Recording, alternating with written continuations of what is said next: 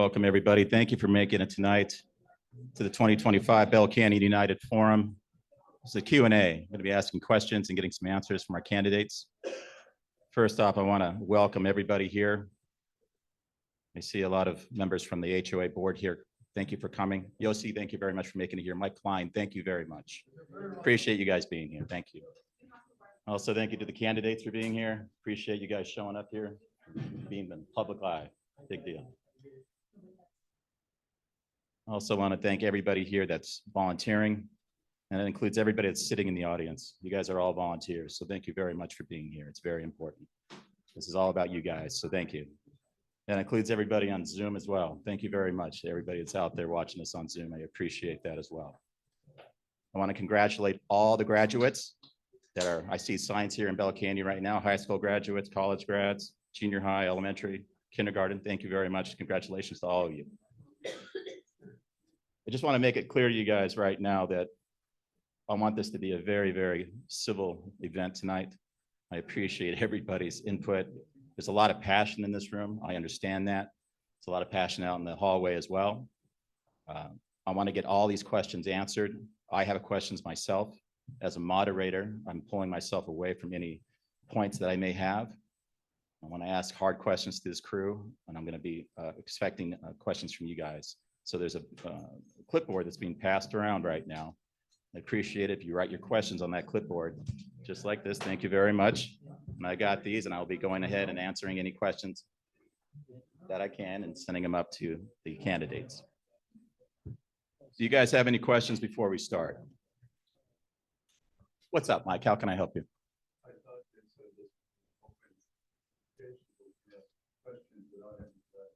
I think at some point we will tonight, but for the first part of this, yeah. Understood. Thank you, Mike. Thank you very much for that. Thank you. Yeah. Oh, sorry. Thank you. So I've been asked to stand up and walk around. I'm more comfortable sitting down because I can keep everything here. So if you guys don't mind, I'm going to be here. Can everybody hear me on Zoom all right? Mike, can everybody hear me on Zoom okay? Okay, can you get a thumbs up, people? Okay, fantastic. All right, guys. So I have several questions here already. I'm going to start with the very first one. It's going to be for all the candidates, unless you guys want to introduce yourselves first. What we had thought about doing this one is as each of us begin to answer a question, we'll give a little minute spiel on ourselves so you don't have to sit there boringly sit through each one of our bios. Understood. Okay, so we're going to start off with this initial question. I'm going to try to categorize these into finance or fire department, whatever it may be that you guys want me to talk about. But for this first one, I'm going to talk about insurance. So the first question I have here is, do we have workers' comp insurance for every one of your members? It should not, excuse me, it should not, sorry, Mike, trying to read this. It should not be hurt or worse than liability in this litigation is endless. If you do, which is it? What's the limit? Is that question towards the fire department work? Andres Martinez is my name. I have been a resident for almost 14 years. I went to law school back home in Venezuela. I involved with industrial and commercial buildings in a daily basis, go through contracts, attorneys, contractors in day-to-day, co-owners, tenants. The main reason that I'm running on the recall is because for me, the fire department is just something that is not negotiable. It has to be a yes. The fire department has to be part of this community. And that's the reason why I asked for a yes on the recall and the reason that I'm running in this election at the time. Mark, in connection with the question, you're talking about workers' comp for the fire department? I believe so, yes, sir. Well, it is my understanding that you have workers' comp if you have employees that go through payroll. You are not required to have workers' comp if you do not have employees that are under salary. These are all volunteers, all residents, and nobody's getting paid a dime. Did that answer the question? I believe so. I'm going to get the next question here, folks. Hang on one second. Okay, next question, guys. This is going to be a 2-minute answer. How do you plan to rectify the many board decisions to condone the official Facebook page and the liability that has brought to Bell Canyon? Do you see the official Facebook pages as a liability? How do you plan to address it?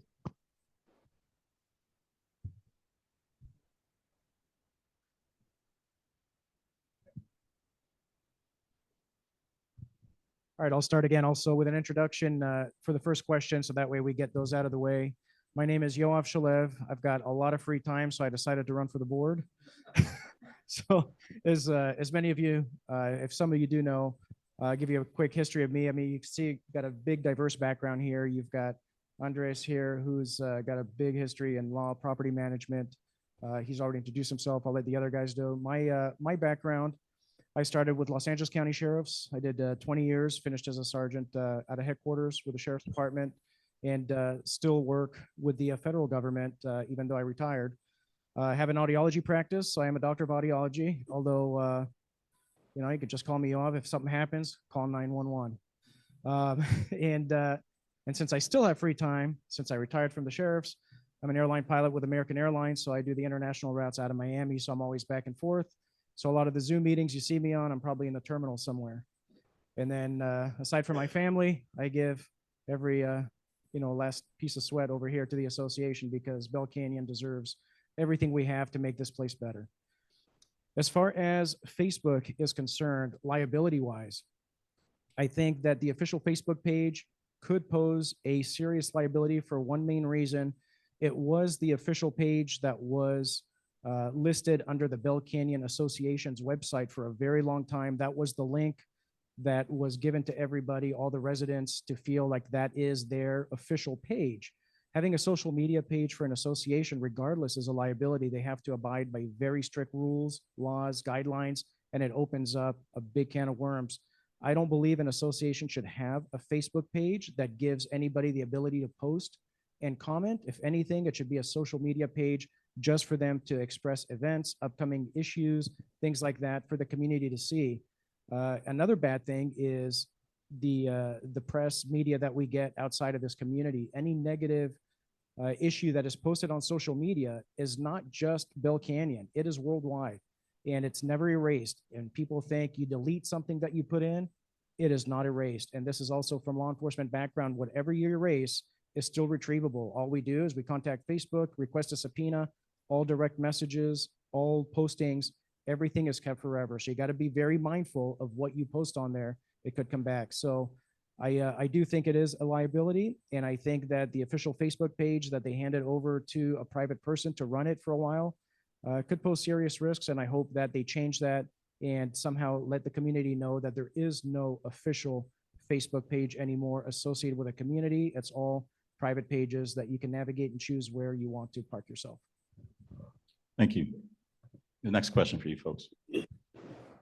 What will be done to obtain a private zip code for Bell Canyon, and what other ways will you be able to really promote the spirit of Bell Canyon and move past the current HOA board? No, I'm. Yeah, it's going to be our effort.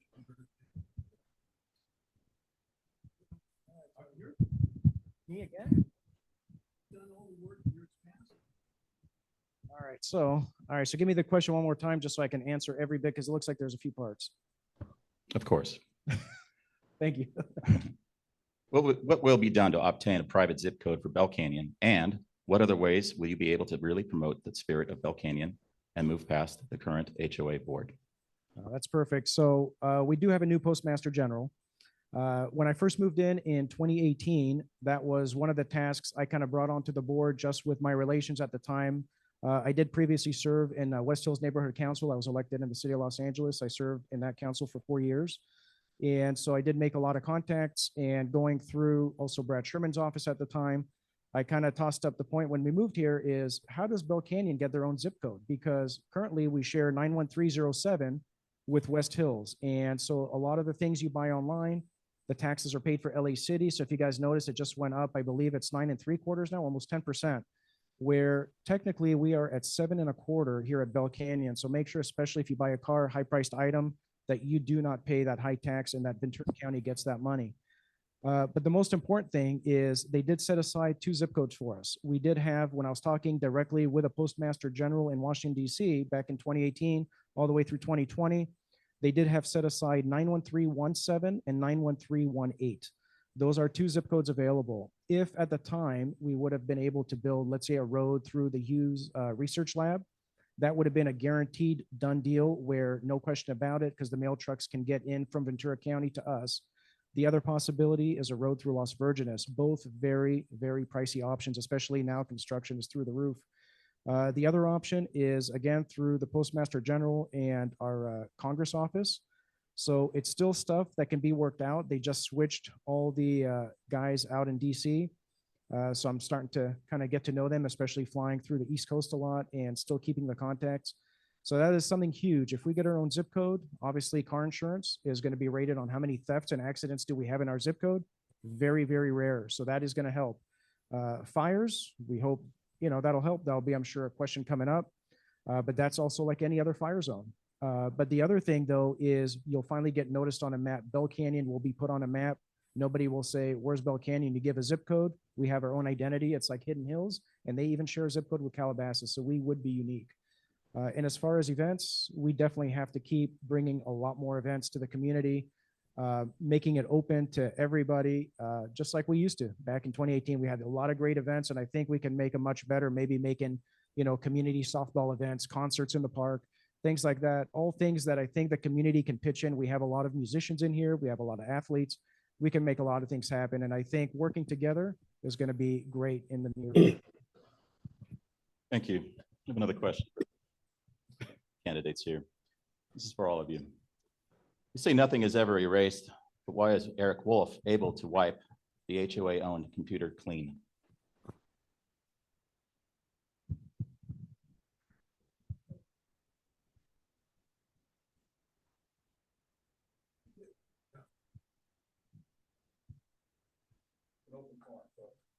That doesn't mean they interrupt when we're ready to speak, however.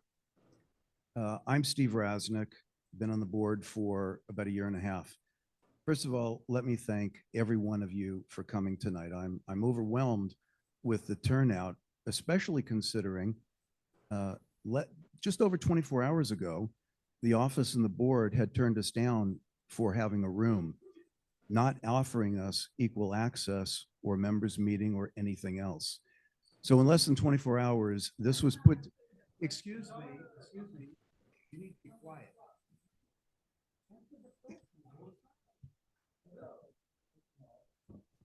Hey, folks,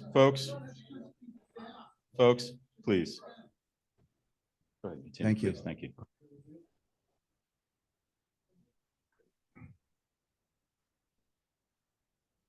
So I'm very pleased that most, Folks, please. Thank you. as I was saying, I'm very pleased that most of you were able to make it tonight. I don't even remember the damn question, Mark. Of course. Let me ask that question again. Ma'am? Marina, could I ask you please?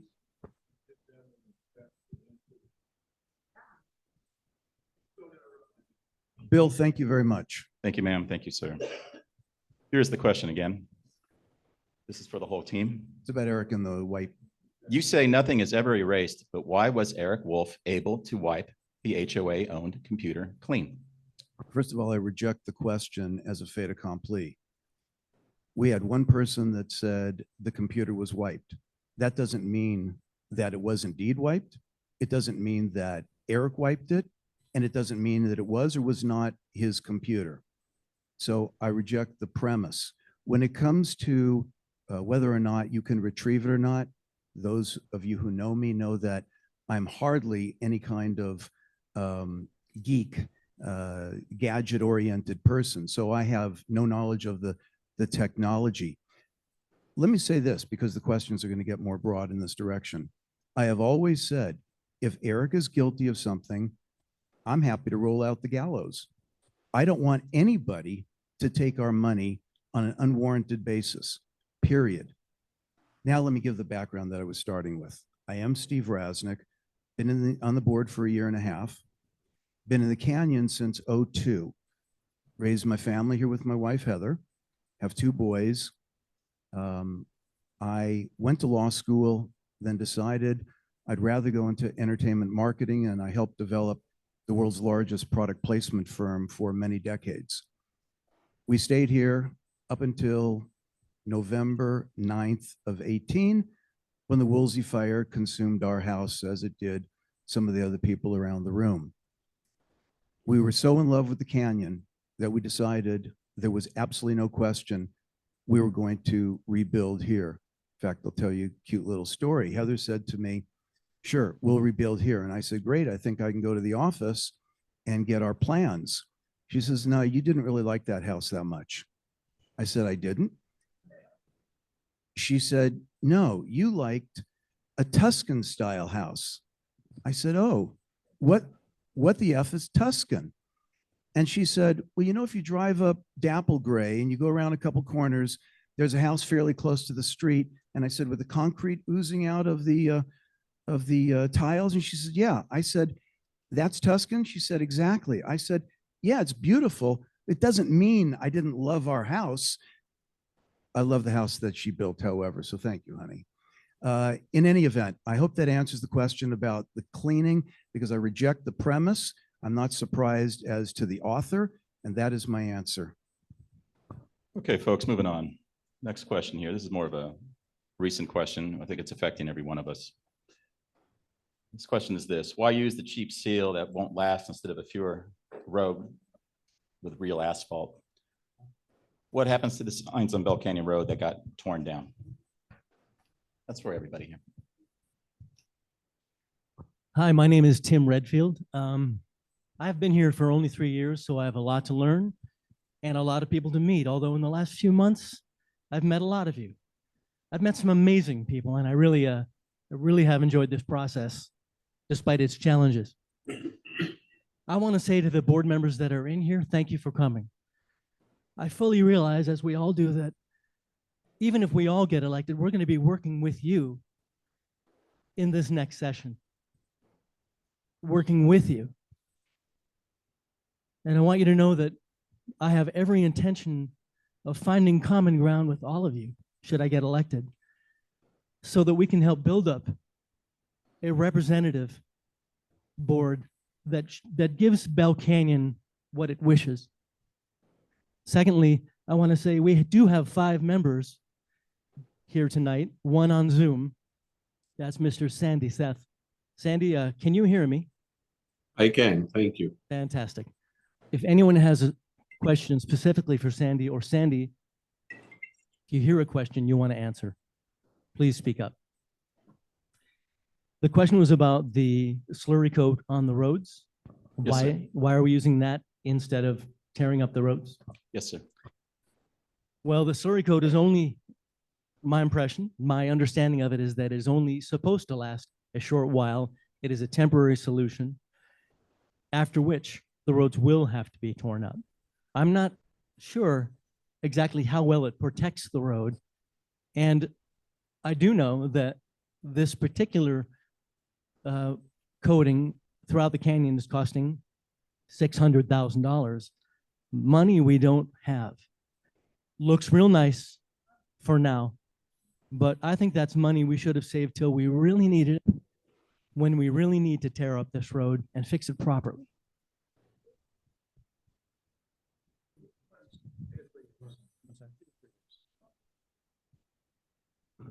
Excuse me. Yoav says 2 to 3 years. So hopefully a little longer. Everyone drive very slowly. Okay, moving on to the next question. We received a letter from Keystone today. Do you have any idea what we're paying for with this management company, what the cost is? Can I answer a question? Of course. So according to the agreement that I have a copy over here, it's around $7,600 per month. 76, 8,300. Okay, 8,300. In addition to that, there's additional costs as to, like, if the controller gets some work done and has to get involved in some of the management and numbers and all that, it's around $300 an hour. When I was looking at the budget that I saw over here, I find it very, very interesting that on the budget, there's actually no extras. I saw that on the management service, there's $90,800. $90,800 means that they are actually not gonna even use one extra hour on cost of the management service company. That is not. Andres, can you speak up a little bit, please? Okay, so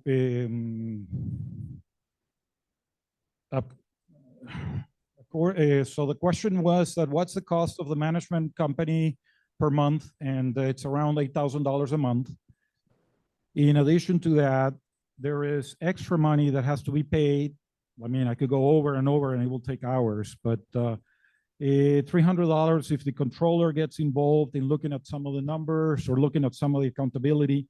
But what really was for me interesting is that when I'm looking at the budget for the 25 and 26 number, I see that it's $90,800. That $90,800 does not account for any extra time that it could cost $300 an hour, or it could cost all the extras that it's in the agreement. I could go on and on with this agreement with some comments that I have, but I'm gonna move on. We're moving on. Thank you very much for that answer. Just put it on paper, ma'am. I'm so sorry. And I can answer it later.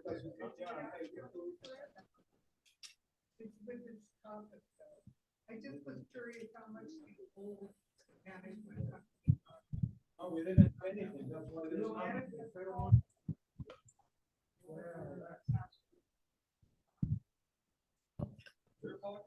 Okay, folks. Folks, everybody, please. Please. Okay, next question, folks. Next question. The question is this. Folks, please. Let's move on. Mark, go ahead, please. Okay. Hey, what's her name? I can't remember. Marina, please. Folks, Marina, please. Let's move on. appreciate Let's that. move Thank on. you. Moving on. We have children in here, please. Marina, let's move on, please. Okay. Let's go next question. First question or second question. Are any of the volunteer firefighter funds? Ma'am?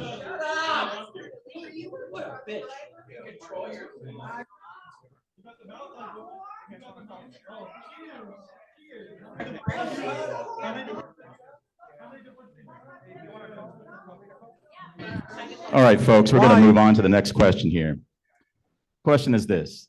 The Bell Canyon Volunteer Firefighter Department funds used to pay for auto parts. Oh, can you hear me now? I'm going to answer that. I'm going to ask this question one more time. Bell Canyon Volunteer Wildfire Fire Department funds, are they being used for any part of the funding of this United Bell Canyon campaign? I can answer that. Absolutely zero. In fact, our fire department, Mike, is it okay? Oh, I'm sorry. Then by all means, Sandy, introduce yourself and you take the question. Thank you, Steve. My name is Sandy Seth, and I've been a resident of Bell Canyon for over 30 years. My wife, Christine, and I have raised our two wonderful children there. We love Bell Canyon. And just as a little background, I'm running for the board primarily to restore a sense of decency in the canyon, to support our volunteer fire department, and to put an end to the constant litigation that has plagued our community. I'm by profession, I'm a chartered accountant, although most of my career has been as an entrepreneur in various ways. Sandy, I'm sorry. Marina, yeah, we couldn't hear because Marina had a little speech going out. So I'm sorry, if you would please start over. But right from the beginning? Yes. Oh. We couldn't hear you, Sandy. Sandy, Okay. speak more loudly, please. Thank you. Okay. My name is Sandy Seth. I have been a resident of Bell Canyon for over 30 years. My wife Christine and I have raised our two wonderful children in this lovely community. We absolutely love Bell Canyon. And the reason I'm running for the board is primarily to return a sense of decency to the community, to support our volunteer fire department, which like Andres, I'm very passionate about, and to put an end to this constant threat of litigation that has plagued our community. By training, I'm a chartered accountant, although I spent most of my career as an entrepreneur in various ventures. I'm now retired, and I'm happy to devote my time to making Bell Canyon a better place to live in. Your question about the funding of the fire department and stuff, just as a background, I mean, so absolutely $0 has been taken from them. We are passionate about supporting our volunteers. We are not, people try and taint our image with some kind of nefarious link to whether it's a fire department or Eric Wolf or blah, blah, blah. Let me assure you that we are independent candidates who are standing simply to make Bell Canyon a better place to live in, period. And we have not taken money from anybody. In fact, all of us have contributed to the campaign. And I think, does that answer the question? Yes, thank you. I'm going to move on to Thank you the so next much. question here, folks. Basically, I'm going to summarize it here. Why are we doing this now? Why are we doing this recall now? Why are we not waiting till October to do it? The main reason that I am going on the recall and the main reason that I'm running is because, again, the fire department has to be something that is not negotiable. It has to be part of this canyon. These are volunteers. They are putting their time, they're putting their money. Most of them even buy their own gear. It's insane if you do not want to agree to have the fire department here. That's the main reason why we're doing it. At least on my vote, that's the main reason I'm running on the recall. I could go on and on with different items and different topics, but for me, that's a deal breaker. The fire department has to stay, period. Thank you. I'm going to add to Andres's answer, which was perfectly correct, but simply to add something. The acrimony that we all see, especially from the board majority against the fire department, is not for anything that the fire department did improperly. It's not for funds that they abused. It's not for the fear of running children over or the liability issues or any of the other subterfuge that the board would have you believe. It is a personality issue, and the board simply doesn't like not only the fire department, they also don't like the Fire Safe Council. The Fire Safe Council, run by Greg, or at least originally, was in charge of securing a $750,000 grant to Bell Canyon to be able to clear brush, foliage, things like that to help prevent fires. But guess what? When Greg asked if he could have the mailing list, so that the email list, so that he could put everybody on notice that they can opt in for free clearance, the board majority blocked his path. At first, they steadfastly refused. Then eventually they said, okay, we understand we're obligated to give you that information. So they gave him a box of paper with email, semicolon, email, semicolon, so that he had to do all the manual inputs. Now think about this. If your neighbor's house burns because the brush is overgrown and it catches, unfortunately, an ember and that house burns, it jeopardizes the house next door. It jeopardizes the entire canyon. Hell, it jeopardizes the entire valley. As victims of the Woolsey fire, having lost every single thing we owned in 2018, we know how a fire ravages a neighborhood, a family, a psyche, etc. I don't care if there is a fire and put yourself in this position. If your neighbor has a house on fire, let's make it more personal. If your house is on fire and your neighbor comes over with a fire hose and offers to put it out, are you going to tell him no? Now, if that neighbor happens to have years of training, professional training, certification, insurance, firefighting gear, 3-inch hoses, and far more water than a fire hose, would you ever tell him not to put it out? That's the position that this canyon has presented to the fire department. So I, just like Andreas, wanted the recall for that and a host of other reasons, but especially because of the fire department, which apparently we're all in favor of. Thank you. Thank you for that answer. Thank you very much. The next question for you. You gentlemen are elected. Will you bring back the HOA traffic enforcement with radar? Will you bring back the traffic enforcement with radar? So in the past, we've had a setup on Bell Canyon Road showing us speeds.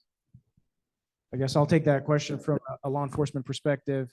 When we first came in, for those of you that haven't had the privilege of seeing the little portable radar carts, they used to set up on the main streets that would pretty much take your speed, have a camera, and would send you a warning letter first, or if it's your friends, they would first tell them you were speeding, here's a speed, here's a picture, and usually would start with warnings. Then the association can impose fines if you continued to speed excessively in the canyon. Obviously, there was a buffer error. I mean, if you're going a couple miles over, that's not going to trigger.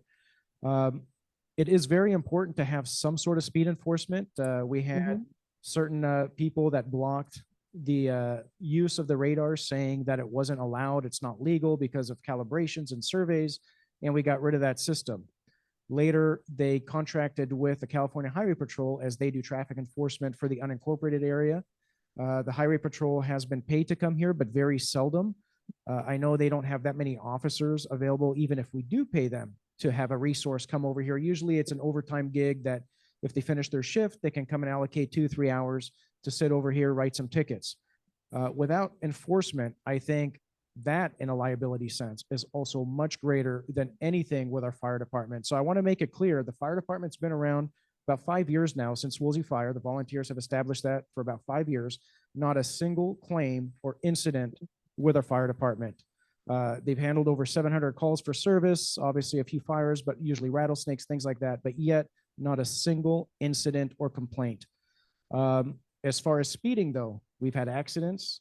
We've had people over the side. I myself once came and we had a car over the side and a person actually opened their door and fell down the hill, broke some bones.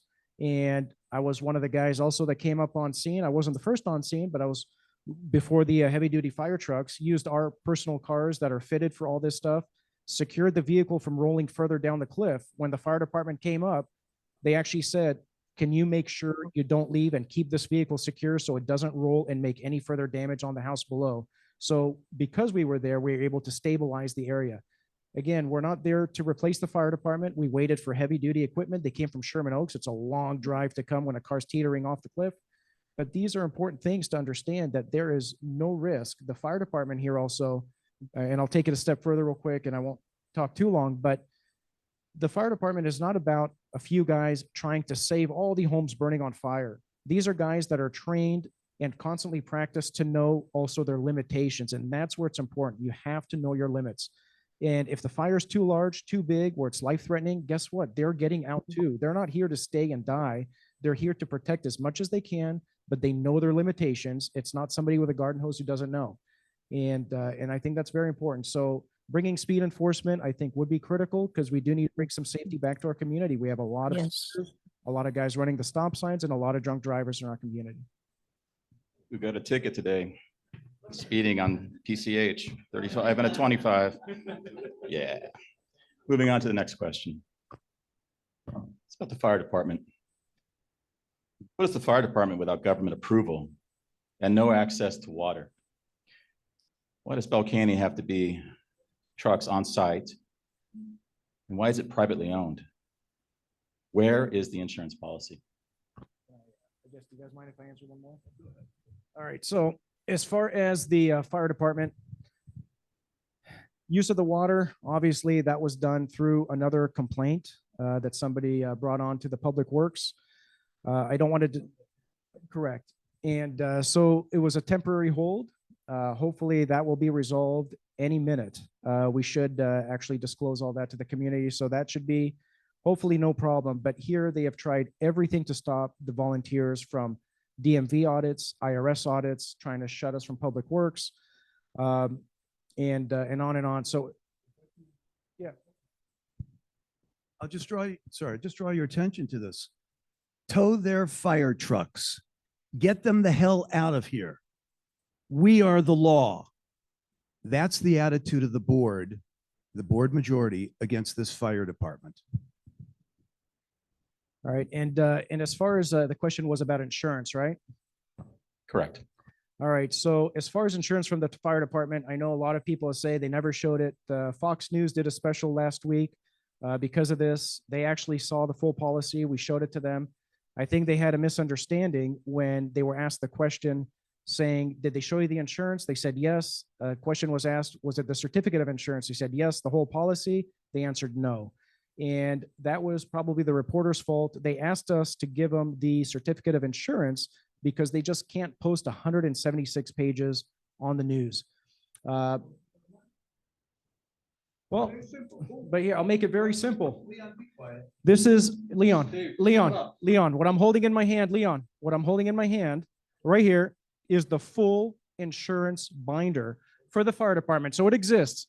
Okay, this is the full insurance policy. This is for their vehicles. They have a separate policy for the vehicles, a separate policy, $10 million policy for all their personnel, for all the volunteers. Now, as far as do they post it online? Not everybody needs to see personal data exclusions, things like that. Okay, they have shared it with every single member of the board. We've had insurance experts look at it. No. The candidates, I'm sorry, the candidates here. I'm sorry. The candidates here. I know they gave it to Lulu. I'm talking the ones here running for the board. So I apologize for missaying that. All right. So we've looked through everything. All right. It is a $10 million policy just for them and another few $1 million for the vehicles. Everything is covered. So is it going to be available for every person? Do you guys go around and show your full policies to everybody? No. And there's reason for that. And they will disclose. It's not up to me, but the board of directors of the fire department can disclose why they haven't actually posted this and given it, because you can already see all the other issues they've had with all the setbacks from the IRS, the DMV, Public Works. So there is a reason for everything. That's why we can't give this out. But they did share it with all of the candidates here so we can look at it. They are working with us. And just in case you guys didn't notice, but in the back, we do have a good amount, maybe 20 of the volunteers are actually here standing in the back today. And if you guys can give them a round of applause, because these are the guys protecting us.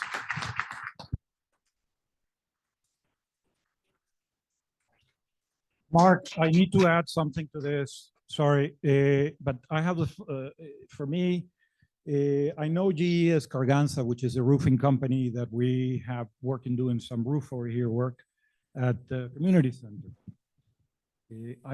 I'm curious to know if Jose Escarganza had to show up the policy or only show up the certificate of insurance. The liability that Escarganza has when he's doing the roof over here, some of the residents or whatever, it's a lot of liability. So if you don't show the policy, wow, what's going on there? Now I'm gonna make it further up. GP Asphalt Company. GP Asphalt Company, you could ask twice, and I'm sure that there's a certificate of the insurance requirement. Did this board went through the policy for GP Asphalt Company? Ask yourself twice. Next question, folks. Next question. This has to do with 67 Ranchero. The question is this: what do you keep claiming higher offers were available for 67 Ranchero property when they're all rescinded due to the restrictions and and issues on the property? 67 Ranchero.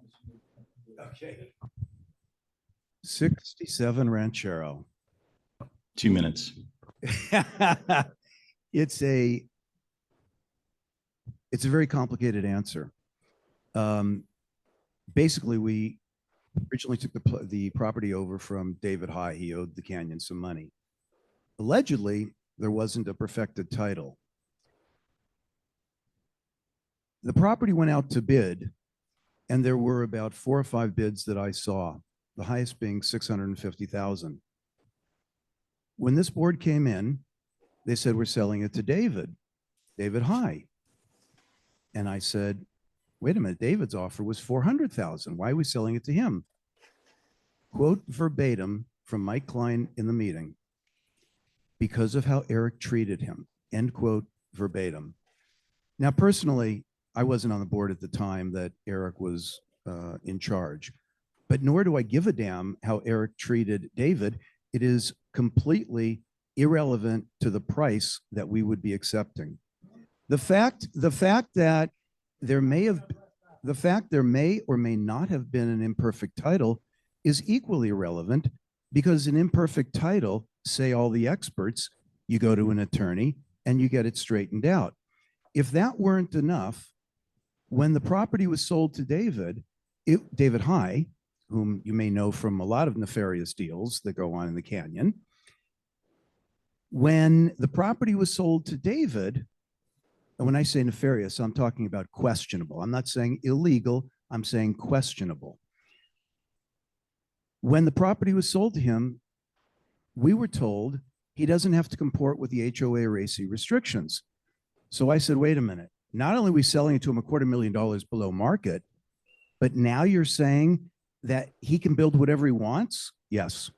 He can build my exact quote was, he can build a 5-story purple house with pink polka dots. And Mike Klein says, if he wants. Please don't I mention said- people's names like that on this. I said, why? And he said, because of how Eric treated him. Again, completely irrelevant. The second part of 67 Ranchero is I had heard about alleged financial elder abuse. It was something that I would not abide under any circumstances. I heard about it 3 times. So I demanded an investigation. Not only did I not get the investigation, what I got was censured. But I heard it from the alleged victim, and that was good enough for me. I heard it from the alleged victim's family, and that reiterated it.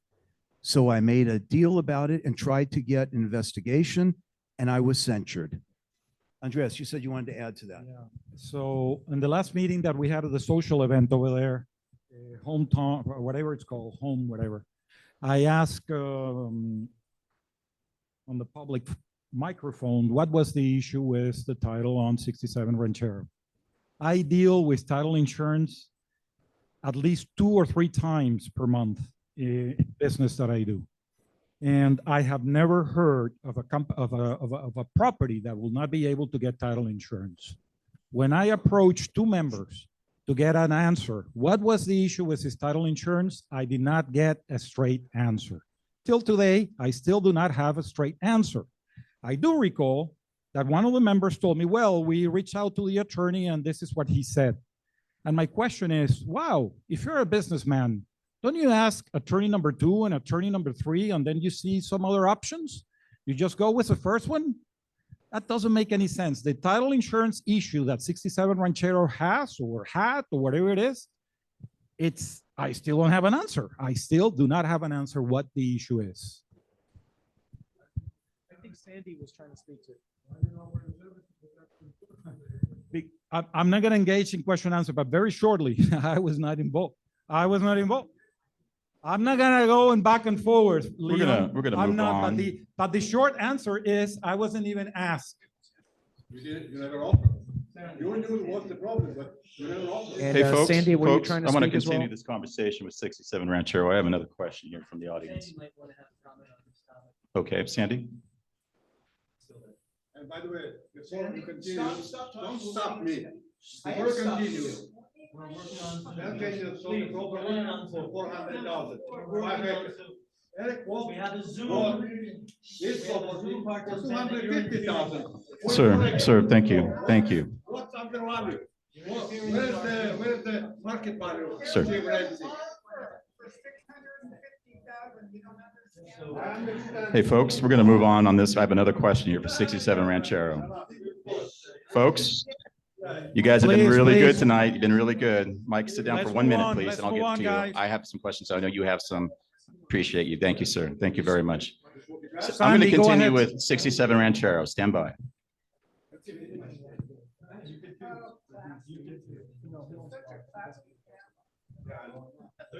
Okay, this is coming. This is a question from the audience. It's a statement.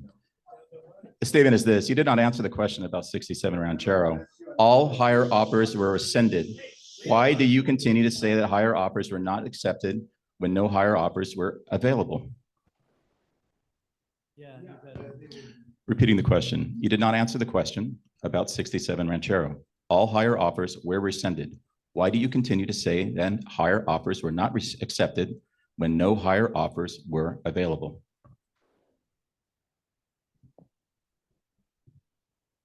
If you don't talk, I'll answer. Folks, The answer is this particular builder seems to curry favor from the board on a very regular basis. On our street on Holster, all of us are restricted to 10-foot exterior walls. Miraculously, he's been granted a 20-foot wall. All of us have to pay strict adherence to the ACs and the HOA regulations. You can't just go willy-nilly build whatever you want. On 67 Ranchero, he can. If the question is, why was he granted the $400,000? Why did that win the bid? If the question is, why did he receive the go-ahead on the 400,000? I don't know. He's not my friend. I don't have builder friends, but board members do. And this particular builder seems to curry favor with the board on a very regular basis. You want to call it coincidence? Okay, I've got a Brooklyn Bridge for you. okay, moving on to the next question. There is a lot of walls, retaining walls for 20 feet, for 25 feet in Bell Canyon. Before he got Sir, approved. thank you very much. Thank you. Thank you very much. This next question is actually pertains to this room right now. There's a lot of bad feeling in the community. How can these rifts be repaired? And how will you encourage volunteers to contribute to Bell Canyon again?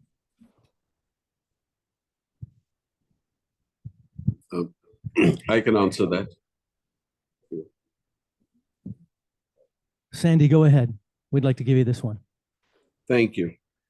I think a lot of what's going on in Bell Canyon today is he said, she said, emails back and forth, all of them. I mean, a lot of them are so malicious and so degrading for a lot of people.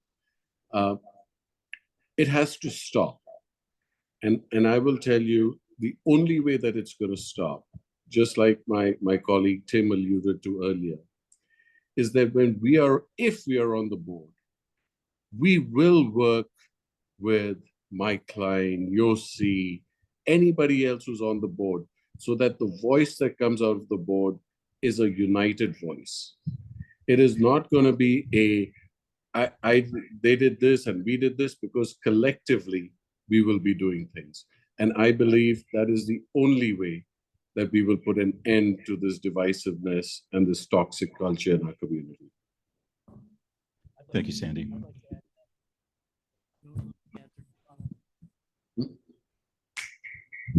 Among the people I've met here in Bell Canyon are some amazing, talented, and highly qualified people in lots of fields, in finance, you especially, yes, in finance and insurance and legal, in real estate. Amazing people, people with incredible qualifications who will not volunteer their time for fear of retribution, for fear of being, and some have already been, turned down in their efforts to help further the condition of this canyon. That has got to stop. We will utilize our assets, people in this canyon that really care about this canyon, to make this a better place. Please, I encourage all volunteers to step up when we're elected. In connection with what Sandy was just saying about trying to work together, I was the former treasurer of the BCEC for maybe a year and a half or something like that. And I went and knocked on, I think the current treasurer is Eric Mann, his last name or something like that. I went and knocked on his door to offer the services and help. So yes, I'm willing to work together, same as Sandy said it, and I'm sure all of us. And I'll add one little thing to it, and that is, I'm on the board. Andreas was on the BCEC board. That means that Yoav and Tim and Sandy, 3 people out of a community of 2,000, were the only ones to raise their hand to be willing to run for the board. Now, a lot of you in this room I spoke to and asked if you wanted to become running mates. The typical answers I got: they don't want to be doxxed online. They don't want the intimidation. They don't want the threat of lawsuits. How many people here have been threatened by the board to be sued? Yeah, wow. Exactly, exactly. That kind of thing needs to stop. Neighbors need to be neighborly. The 3 of us want to do whatever we can to bring back, for those of you who remember 20 years ago in the canyon, where we had great days, snow days, and hot August nights, and Halloween, and movies in the park, and all of that on an ongoing basis. Not something where they scramble just to look good that, oh, we've done this event. Something that there'll be actual committees to be able to bring people happiness in the community once again. Thank you. Yeah. Doesn't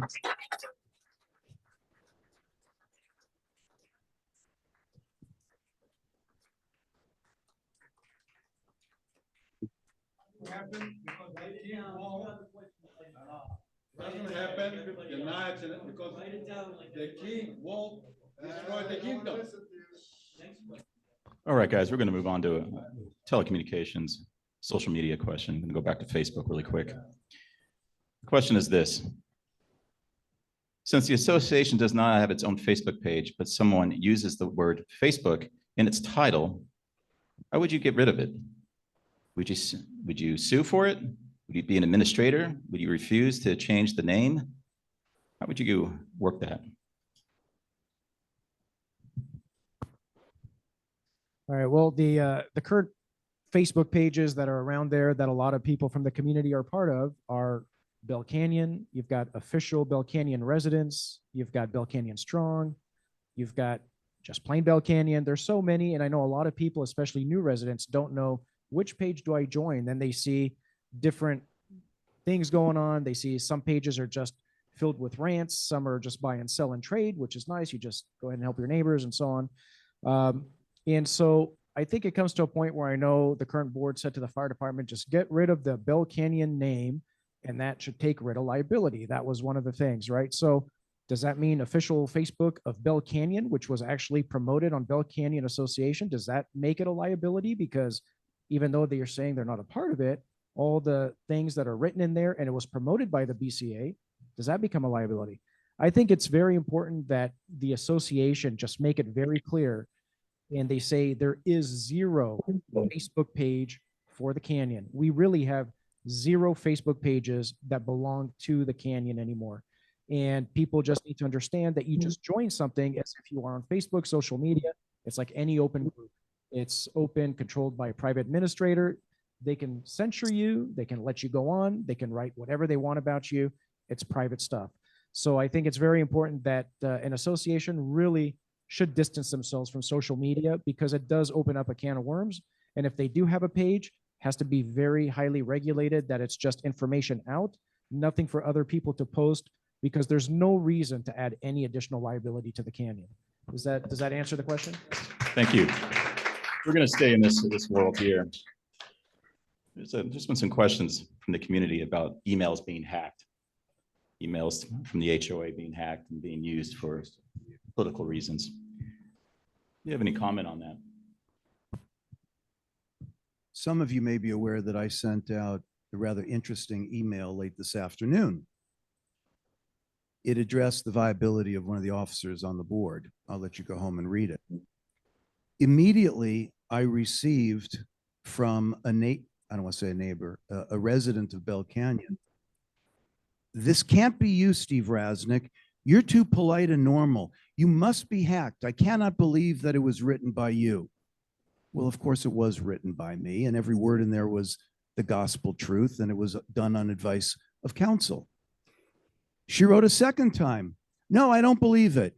You must be hacked. I don't know that I've ever legitimately been hacked in my life, but I sure as hell wasn't on that email. I don't know if it's a problem with board emails or not. I truly don't know. Again, it's technology. It's beyond my understanding, but it may be, it may not be. I'm just not qualified in that realm. Thank you. Next question here. Next question.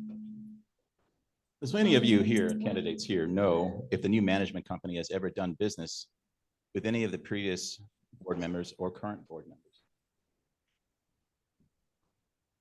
I don't have any knowledge of them doing business one way or another with anybody on the board. I sure as hell did not ever do business with them. Further, I was never allowed to meet them in advance, and I don't think anybody in the canyon, other than some select people, some hand-selected people on the board and maybe some people in the office, were allowed to meet them. Now, what really irked me, and I do remember this from law school, if you're given the option of a 1, 2, or 3-year contract and you're entering a brand new relationship, why the hell would you want to extend it beyond 1 year when it's a brand new relationship? You don't know how things are going to work out. Certainly after 6 months, if you like it, you can extend it to that second year. But no, I was overruled, as I frequently am, on an 8-to-1 minority position. And we have a 2-year no exit clause, I guess, except for cause. We'll see if that comes up one way or another. But it really irked me that we were not able to meet them in person in advance of the contract. And I don't denigrate the committee that went out researching the different HOA management companies. But I do know that this management company, I was told actually, how many lawsuits were they engaged in? Why? A very large number, and they've never been involved in a horse community. Oi! I don't know what that was, but I find that very interesting. So we obviously, the whole thing about the barn sometimes is controversial, but it's very, very important to Bell Canyon. And we've hired a management company that I was told never had experience in horses. They've had experience in the links and in golf courses, and they've had other experiences, but never with horses. I hope that answers it.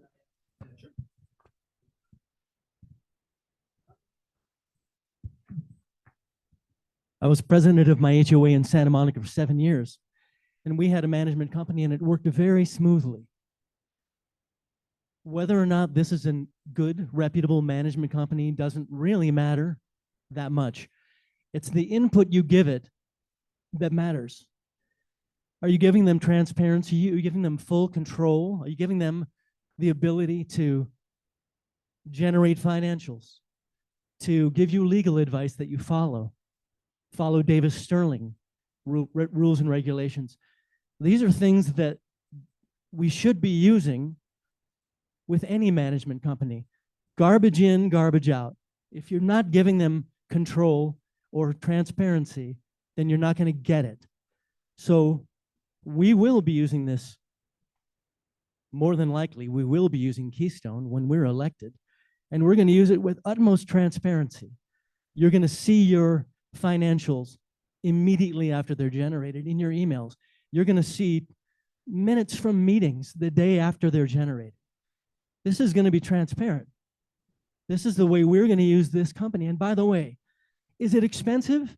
Yes, it's more expensive, but less expensive than lawsuits. Let's use this company to our advantage. Okay, the next question here, folks. Next question, folks. All right, here we go.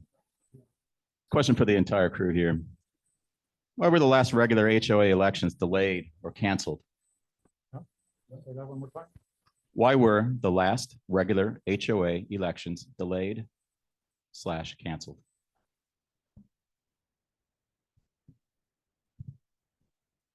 I was told that our HOA attorney said, because of the prior recall and the interruption of seats and time that it was up, the HOA attorney said, this is what you need to do, extend this term, and then all the others will fall into alignment.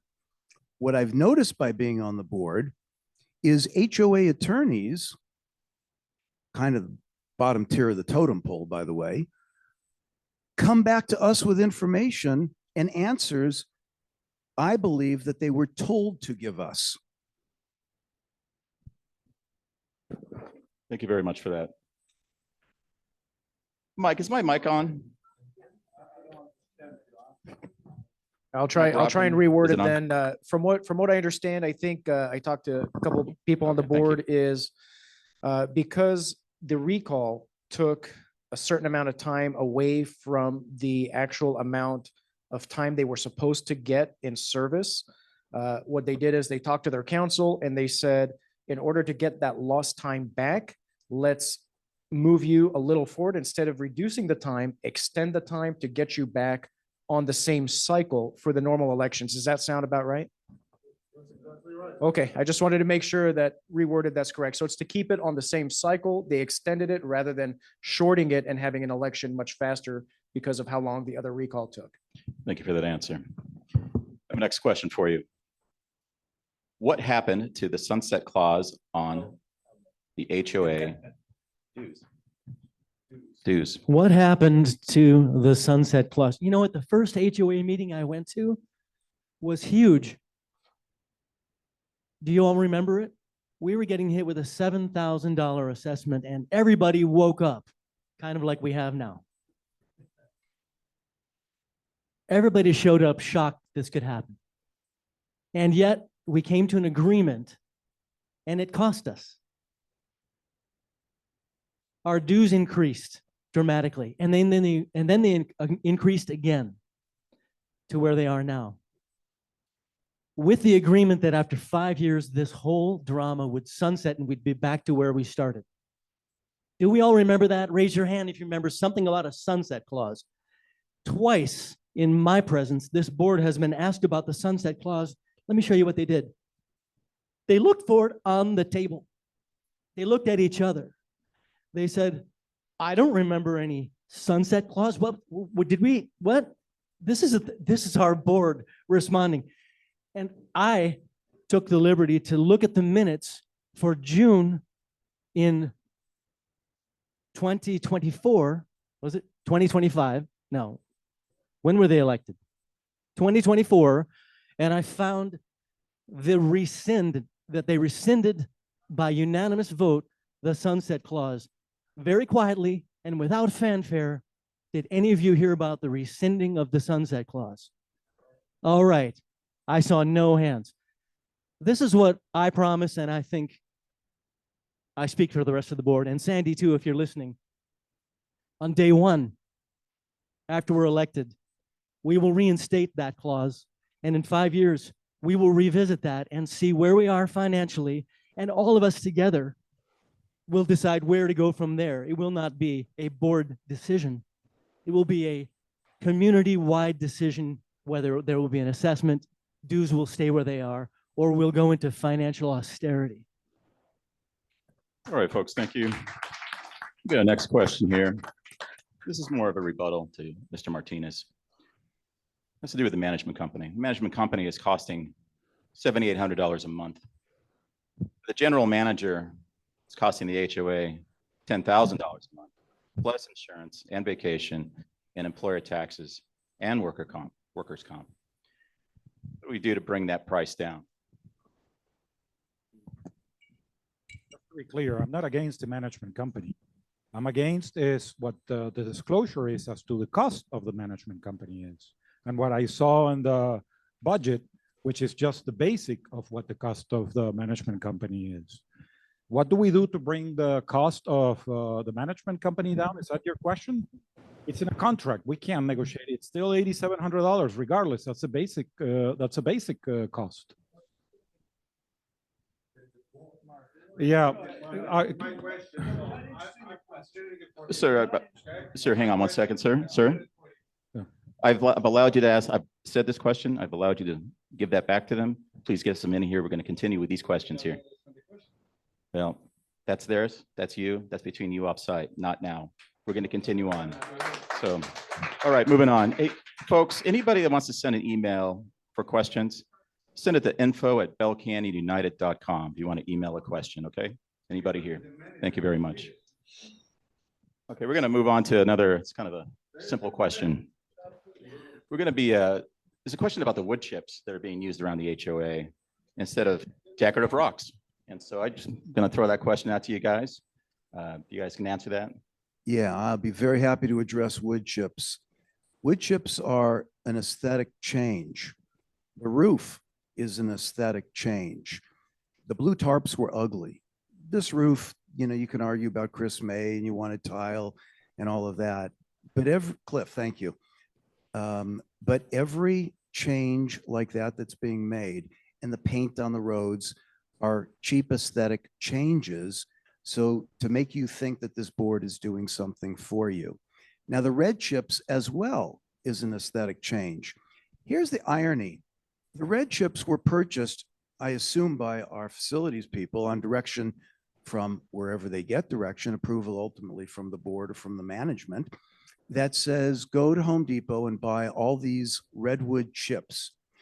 2 days later, we had a panel of fire people, high-ranking fire people in the community, in the social hall. I think it may have been the first official event that we had after it reopened. So there were 5 or 6 people there, and they were all talking about the importance, under no circumstances do we want to encroach that first 5-foot zone. And for God's sakes, don't put any flammable chips in that 5-foot zone. They filled the 5-foot zone and beyond with these red wood chips. I don't think they're redwood, but they're red wood chips. I took them home. I took a handful home. You may have seen the video. They ignited very easily. They stunk like crazy. I'm sure it was toxic. I'm sure I got in trouble many times over. But nevertheless, they're a fire hazard. They were put contiguous to a wood-sided building, which is not only stupid, it's illegal. I said something to their newly minted fire safety group, whatever the hell the title is. And he said, oh, I didn't realize that, even though he's one of the people that pontificated at this meeting about how important it was not to have any chips in the 5-foot zone. I gave them a few weeks. They weren't removed. I said something again. Somebody looks like they took a rake and took them a little bit away from some of the wood. But if you walk around the building, they're still encroaching the wood. They're contiguous to this wood. It's again a cheap aesthetic change where in this case, it's highly flammable, highly dangerous. And since I've given constant warnings about it, I have to assume the board just doesn't give a damn.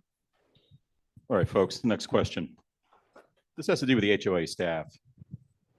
This new management company coming in, there's a lot of concern about employment, jobs that are protected or not. The HOA staff, will they be protected with this new management company coming in? Will their jobs be protected?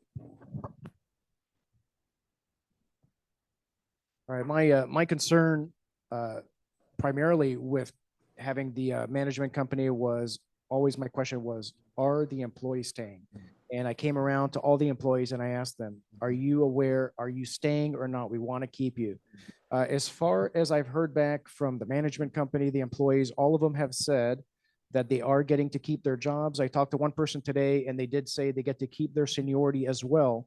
I don't know the details as far as if they now become Keystone employees, does that mean they can also transfer them to a different location because they might be, you know, under Keystone? We don't know. They don't know.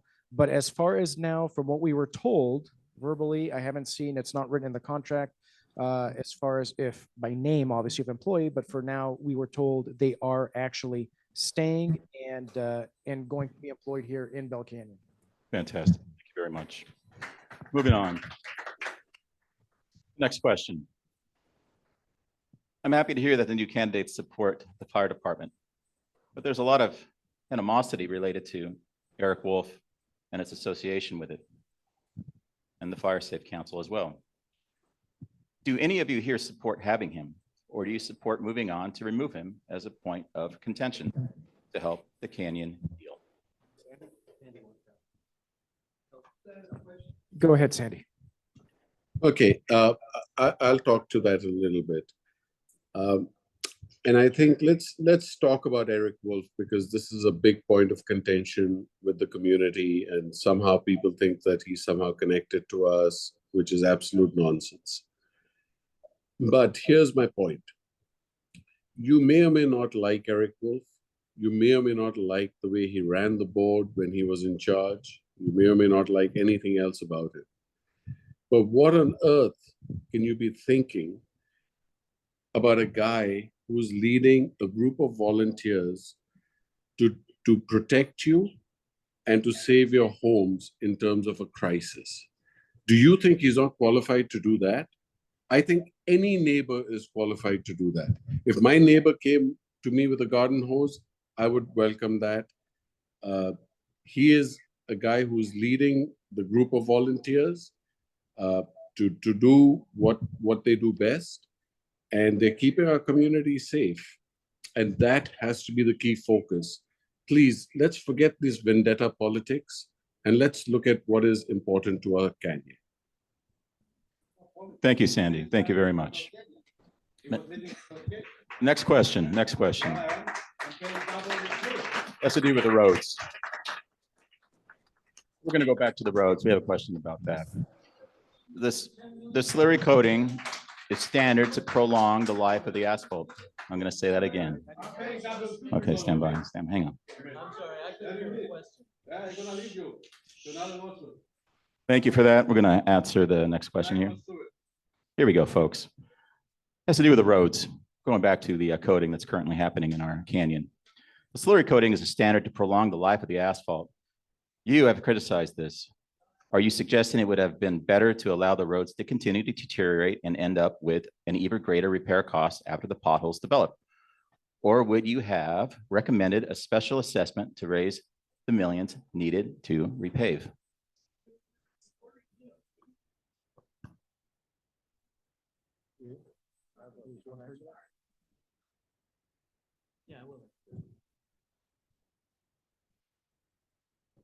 If we had decided, I am not an asphalt road expert, I'm a music producer. But I will say, thanks a lot. I will say this though, if we had the option to raise money to repair these roads in a different fashion, it should have been brought to us. Would have been a large sum of money, an even larger sum of money, and perhaps money better spent. This decision should have been brought to us to decide $6,000 ill spent or an assessment to get these roads fixed permanently. 600, my apologies. Let me repeat, 600,000 for the slurry coat or an assessment to do it properly and permanently. We should have been given that choice. All right, guys. Mr. Klein, do you have a piece of paper you can write your question on? Okay. If you hang on, Mr. Klein. I appreciate that. If you want to stand up and ask your question, but please, after that, this is not a debate. I want to make that clear to this entire room. This is not a debate. So please ask your question. Thank you, sir. Thank you, sir.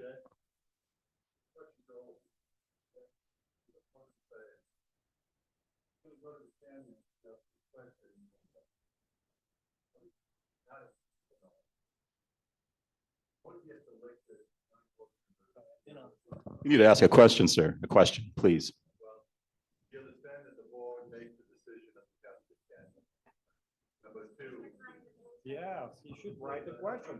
He should write the question. Absolutely. Why everybody else? Mr. Klein, why everybody Mr. else Klein, writes the question and he you can write it doesn't? down for me. I would appreciate that. Write the question. You have to write the question. Everybody else is writing the question. You have to write the question. You do not have any more. We were all privilege than invited here, anybody sir. else. We were all You write invited. the Thank you rest. very much. And you got a piece of pencil and you write that question in that little Candidates, square please. paper. Candidates, please. Mr. Klein, That's please for sit you. down. You know the pencil? Question. Thank you, sir. One question, please. No, he cannot. That's not why everybody else. It's okay. doesn't have the right.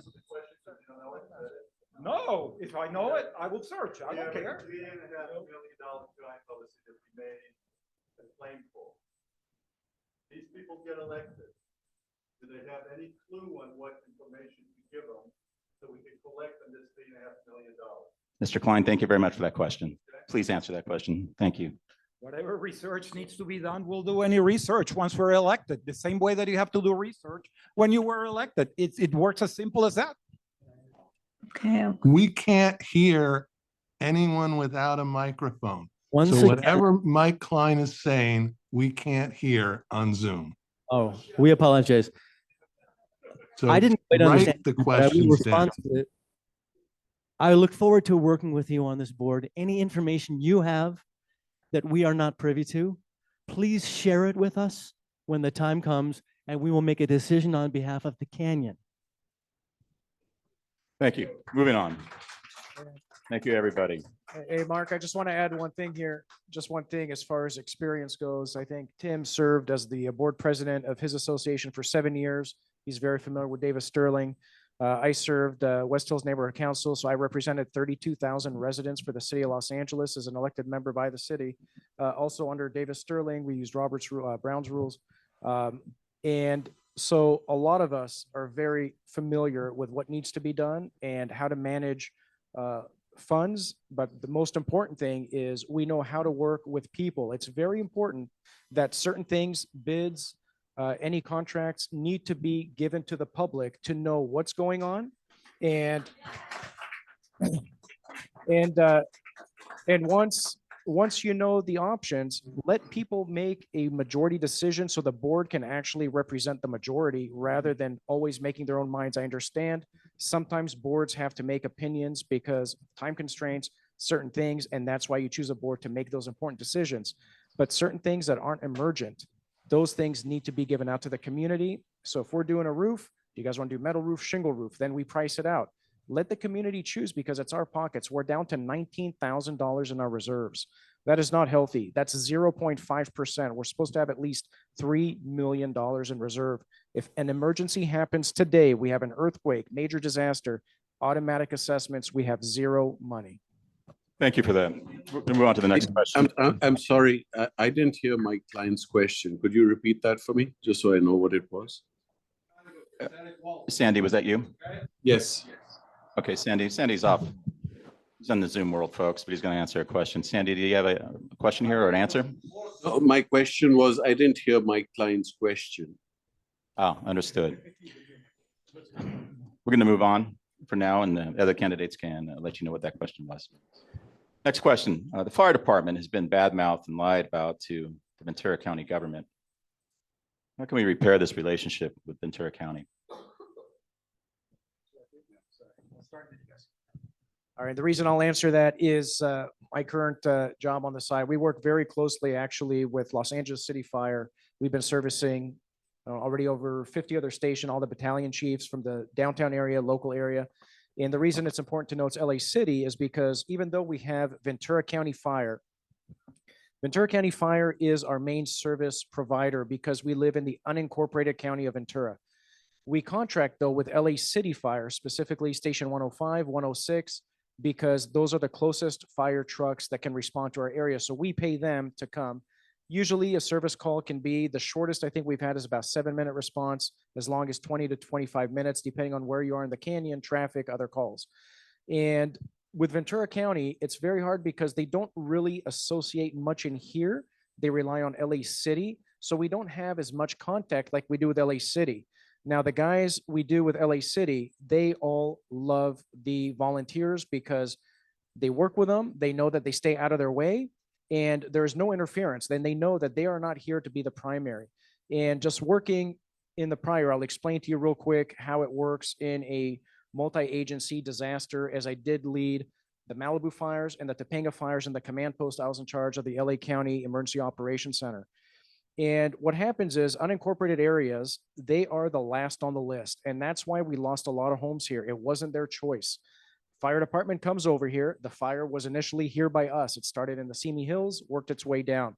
all the fire trucks came here. As it started to spread, going into LA City area, LA County area, those resources, that is their priority. They have to give their services to their actual constituents that pay in as a city. So we lost a lot of resources, and it took us a couple days to get all the trucks from out of state over here to help out. And so we ask ourselves, well, why can't we have our own fire station in here? As an unincorporated area, the call volume is just not enough for them to justify our own fire station. And so the volunteers, what their main purpose is to get there as soon as possible to stop a spread of a fire. Or in case, let's say, even though some of them are EMTs, that is not their main purpose. They're wildland firefighters.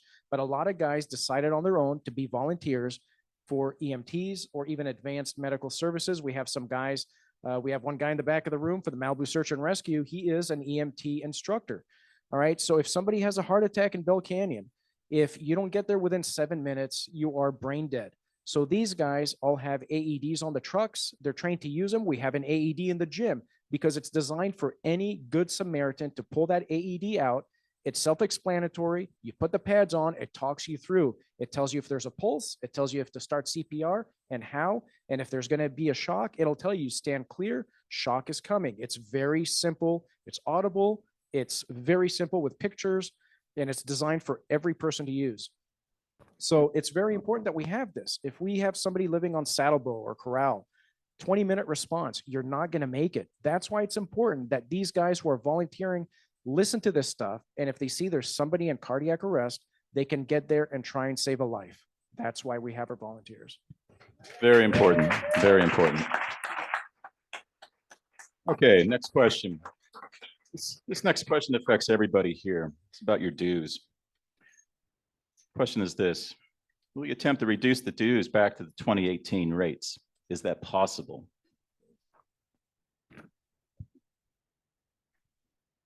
Until we take a very deep dive into the books, we can't tell you that it's possible to reduce it to the 2018 rates. But I can talk about money a little bit, what this board allows and what they don't allow. 2 months into my tenure on the board, and if you haven't gathered by now, I'm kind of known as the whistleblower. But a couple months onto the board, and I'm also a gym rat, I suggested that we were paying way the hell too much the rental on the gym equipment, the gym right over there. I imagine many of you have used it or continue to use it. We were paying $40,000 a year in rental on that equipment. That is an obscene number. So I negotiated a deal with the vendor so that we'd be able to buy the strength equipment, the non-cardio, the non-computerized equipment for $39,500. We would rent the rest of the equipment that we had been renting for about 22 grand a year at 18,000 a year. Also, I was able to get thrown in warranty on the equipment, insurance on the equipment, and maintenance on the equipment, not just on the stuff we were now renting, but on all the equipment. Over a 20-odd year span, that saves, and I use 20-odd years because that's the life expectancy and the technology of the equipment, that would save between $600,000 and $700,000. Do you know that this board voted 5-4 in this room in favor of it, which means had one vote swayed differently, they voted to not save the canyon up to $700,000 over that run. A couple months after that, because of my background in entertainment marketing, I suggested that we do naming rights, event marketing, and sponsorship rights for events. And some of the board members poo-pooed that. If you're not familiar with it, it's the naming of a building, or it's sponsorship at an event, or that type of marketing to help raise money to offset the dues. To get back to the original question, I was almost laughed out of the room by the board majority. Few people liked it. They poo-pooed it. It didn't go anywhere. The very next meeting, they started talking about an event, and the president said, you know, we're going to need more money. Do you think you can go to realtors and get them to back our event? I said, what the hell do you think I was talking about? They do not want to recognize anybody, if they're not in their cabal, even if it's saving the canyon money, they'd rather shoot themselves in the foot. So can we get back to those dues? Not with this board. No way with this board. But if you put your faith and trust into Raznick, Martinez, Shalev, Redfield, and Seth, then we will bring a new light to the canyon. And we urge you to get your ballots in the mail by, I believe it's the 13th. They're only allowing a 30-minute window the final day of the election on the 29th. So please, by the 13th of June, get your ballots in. We're recommending 2, 2, 2, 2, 1 for Sandy. 2 for the 4 of us, 1 for Sandy. There's mathematical reasons that if you approach me afterwards, I'll explain, and we all believe Sandy's still going to end up with the most votes. But again, thank you very much for coming, especially since after the fix was in on the rigged debate, we refused to go. We're very honored that you guys showed up for this. So thank you very much. Thank you very much. Thank you. I have one last question. We have 3 more from emails. Are those being written down for yours truly? We forwarded it to the bags. Okay, I'm going to move on with this next question. This next question, we're going to have 4 questions left, folks. We have 1 question from the audience, and we have 3 questions from Zoom World. This question is from the audience. Will you commit to an open and honest HOA board that does not keep the truth from the community? I can answer that. As a board member, all I ever wanted was an open, honest board. I don't make a dime for the countless hours every week that I spend on the board, mostly defending nonsensical threats of lawsuits against me, against my family, the lies. With Canyon paid for your driveway, you helped Jeff Abadie with transponders, on and on with this endless circle of lies that have nothing to do with anything I did. All I care about is having an honest board.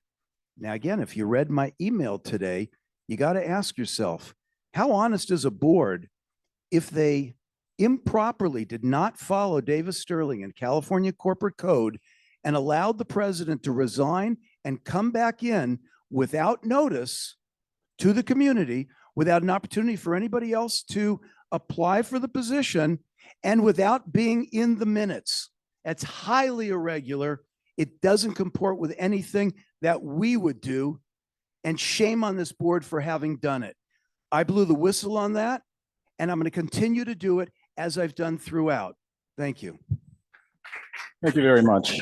Thank you. Mark, I just want to follow up on that for a second. Yes, absolutely. That is a yes on mine. Figure on this, we all want to make sure that we are very clear on this. All of us want an honest, open, transparent board. The only thing I believe should be kept away from any of the public general members is if there's any personal issues of liens or assessments on a specific person, those should remain private. It is a private incident, and I don't think any name should be released if there's private matters between a resident and the board. Everything else belongs to the community, and you should all know what's going on and be very well open, like an open book.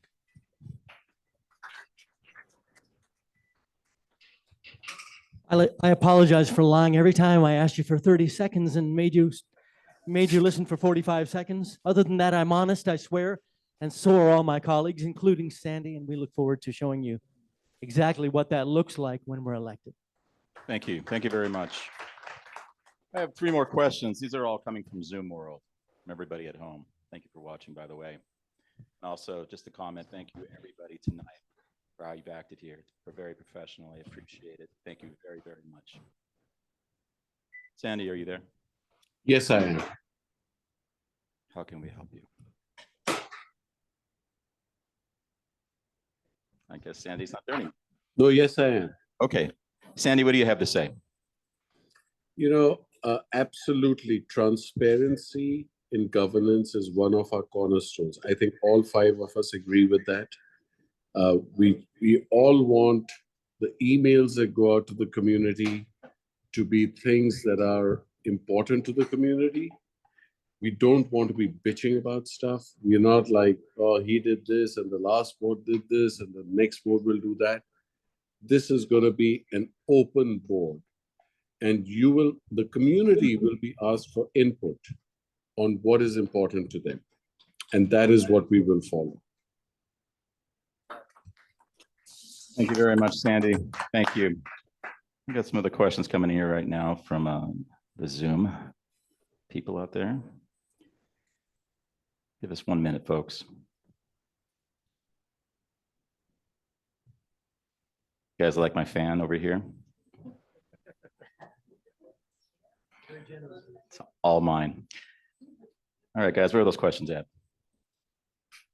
Thank you very much. Next question for you. There seems to be a lot of relationships with the current board members and developers.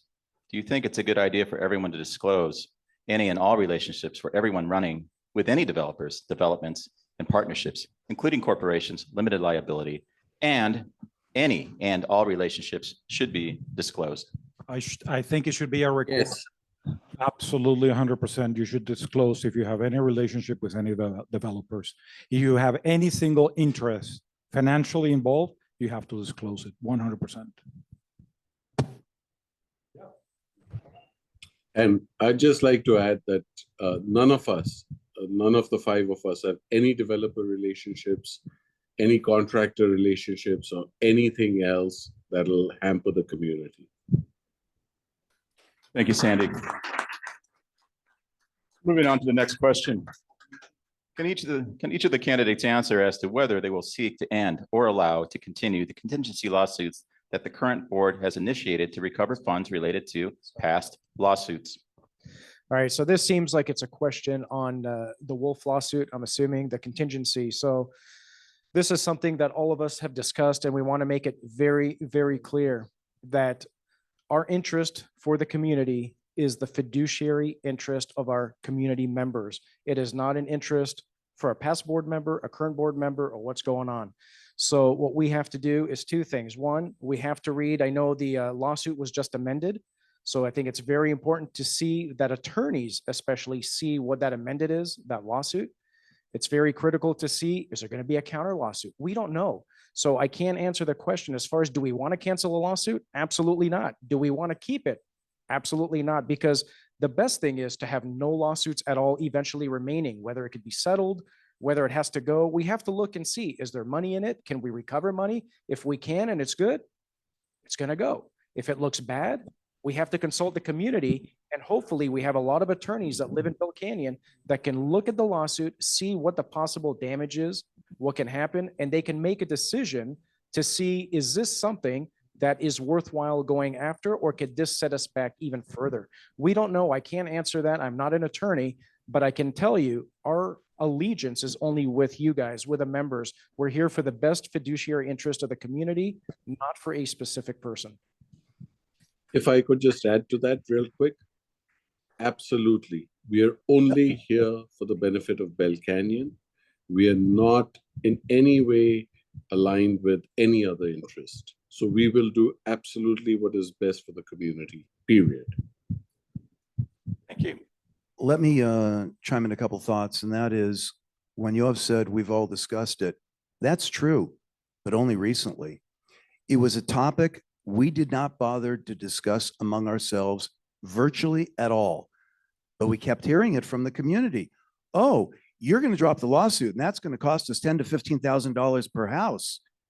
It became, well, first of all, it violates the California Bar rules and regulations, the canon ethics. It's completely illegal for an attorney to enter a contract like that. It's utter nonsense. And whoever puts it into social media or anyone else is only looking to fool you. We have never, secondly, we have never talked about dismissing the lawsuit out of hand, not under any circumstances. And as I've told you, I've been the watchdog, the whistleblower on this board for a host of things I haven't even discussed. I guarantee you that I will equally be a whistleblower on this board should we be elected. I have no compunction to blow a whistle on them, just like on the current board. I only care about what's good for Bell Canyon, period. Thank you very much. Next question's it's directed at a particular board member. I'm going to take a pass on this question. Do we have any other questions? Any other questions from Zoom world or in the room that you can write down? Say again, Mike?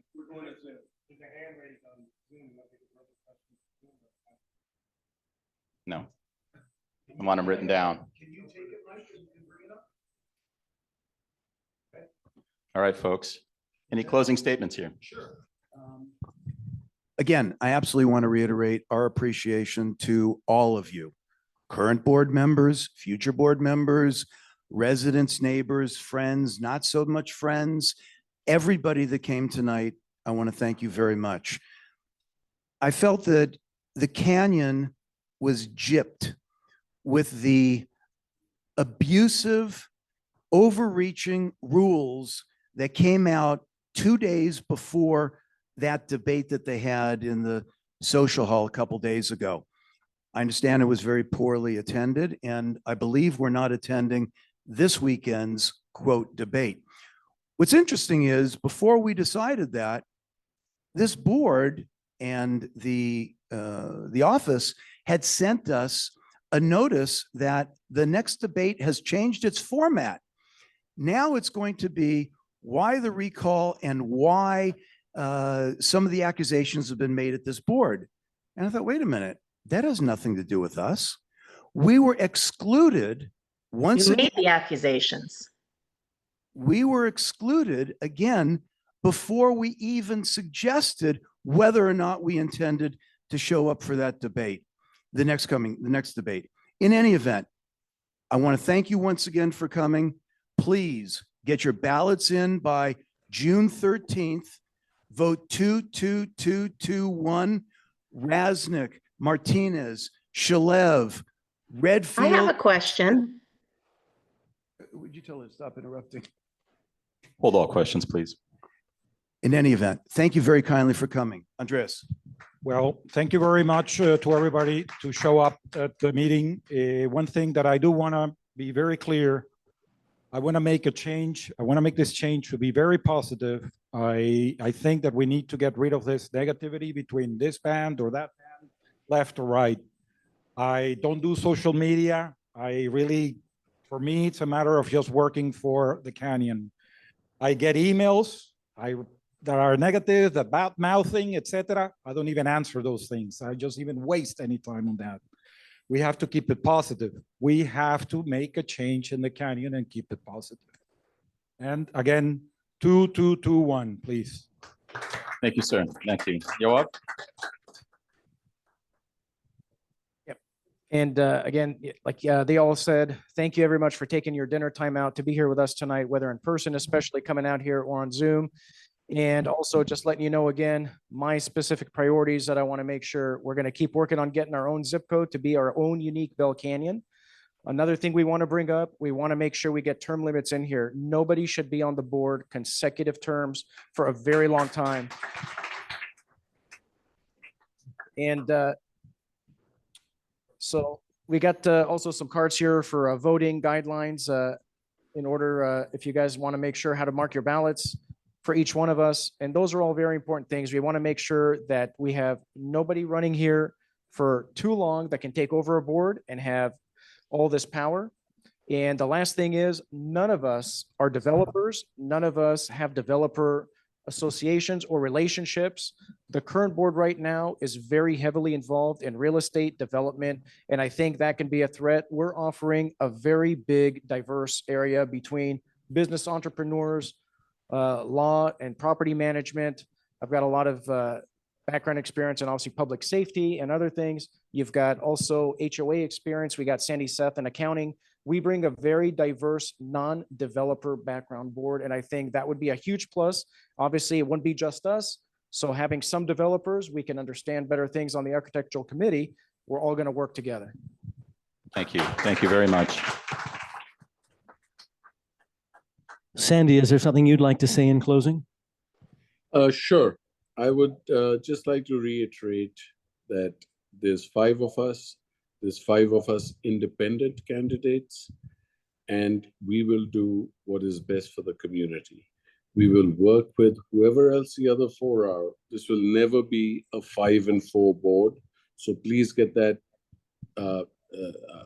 out of your head. That's not an issue.